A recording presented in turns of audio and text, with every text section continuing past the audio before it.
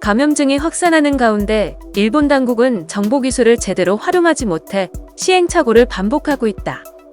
한국이 IT를 적극적으로 활용해 확진자의 동선을 철저히 추적하고 코로나19 확산을 효과적으로 차단했던 것과는 극명하게 대비된다. 일본 정부는 코로나19 확진자와 밀접 접촉한 이들에게 이런 사실을 알려주는 스마트폰 애플리케이션 도입을 한 달가량 늦추기로 한 것으로 알려졌다. 18일 도쿄신문에 따르면 일본 정부는 이 앱을 다음 달 중순에 도입하는 것을 목표로 한다는 방침을 전날 제시했다. 애초 일본 정부는 이달 초부터 이 앱을 실용화하겠다는 구상이었으나 한 달 남짓 늦춘 것이다. 스마트폰 운영체제를 제공하는 미국 구글이나 애플과의 조율 작업에 시간이 걸려 계획 실행이 지연된 것이라고 도쿄신문은 전했다.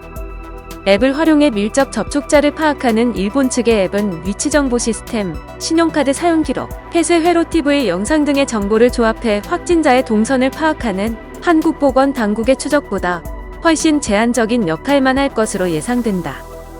앱의 정보 수집에 동의하고 설치한 사용자들이 가까운 거리로 접근하면 블루투스 기능을 이용해 이를 파악하며 이 가운데 확진자가 나오면 접근 기록을 토대로 앱 사용자에게 밀접 접촉 가능성을 통지하는 방식이다. 기능도 제한적이지만 애초 목표로 한 실용화 시기도 늦은 편이라서 일본에서 하루 수백 명의 확진자가 나오던 4월 중순에는 방역에 도움을 주지 못했다. 실용화가 계획이 늦춰지면서 앱의 의미는 그만큼 더 퇴색할 것으로 보인다. 일본 정부는 모든 주민에게 1인당 10만엔씩 지급하는 과정에서도 IT를 활용하기로 했지만 사실상 역효과를 냈다. 온라인 신청에 한국의 주민등록증과 유사한 신분증인 마이넘버 카드와 비밀번호가 필요한데 마이넘버 카드를 발급받으려는 이들과 비밀번호를 잊어버린 이들이 많았기 때문이다. 아사히 신문의 최근 보도에 따르면 가나가와현 가와사키시의 창구를 방문한 이들은 최대 2시간 반을 기다려야 했다. 온라인 신청을 시도하던 한 주민이 비밀번호도 전자증명서도 문제가 없는데 PC로 신청이 불가능했다며 이달 11일 도쿄도 시나가와 구청을 찾아가 7시간을 기다린 끝에 직원으로부터 원인을 모르겠다는 답을 들은 사례도 있다고 도쿄신문은 전했다. 온라인으로 신청하면 돈을 더 빨리 받을 것으로 생각하기 쉽지만 세대주 외 가족의 정보에 잘못된 부분이 없는지를 관공서 측이 나중에 수작업으로 확인해야 하는 등 번거로운 작업이 늘어나 지급이 늦어질 수 있다.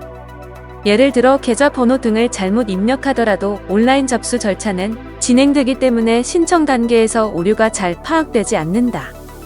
우편 신청의 경우 구청 측이 세대주와 세대원 정보를 미리 신청서에 인쇄해 보내기 때문에 온라인 신청보다 주민이 직접 기재하는 정보가 적어 오히려 업무 부담이 적다고 마이니치 신문은 전했다. 이 때문에 온라인 신청보다 우편 신청이 돈을 더 빨리 받게 될 가능성도 있다는 전망도 나온다. IT를 제대로 활용하지 않고 구태의연한 업무 처리 방식을 고집하다 문제가 생긴 사례는 더 있다. 최근 도쿄도는 코로나19 확진자를 집계하는 과정에서 111명을 누락하고 35명을 중복으로 집계한 사실을 발견했는데 수기로 기재한 내용을 팩스로 보고하는 과정에서 문제가 생긴 것으로 파악됐다.